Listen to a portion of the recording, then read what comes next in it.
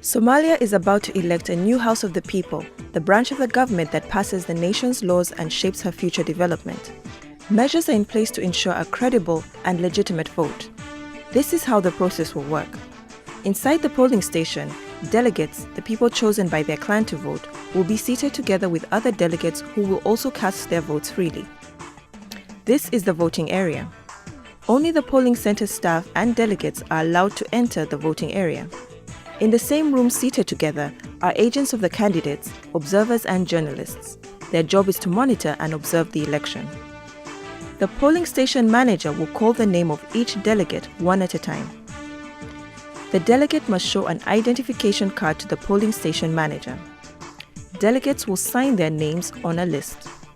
The ballot paper will be stamped, folded and given to the delegate. The vote is spoiled if there is no stamp on the ballot paper.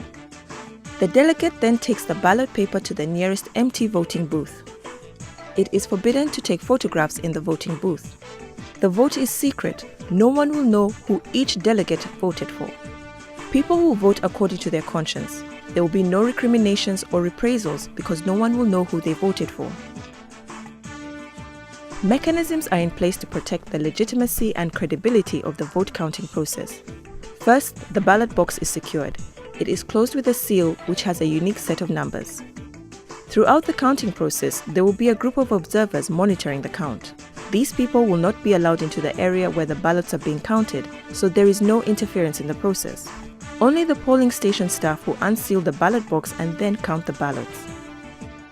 Throughout this process, officials of the Indirect Electoral Dispute Resolution Mechanism team will be ready and available to receive and address complaints about the electoral process.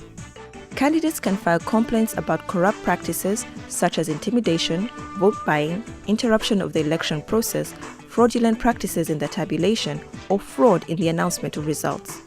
There is a fee of $1,000 for lodging a complaint with the Indirect Electoral Dispute Resolution Mechanism team. Candidates can call the numbers on the screen to have their grievances addressed. This is truly a great moment in Somalia's history.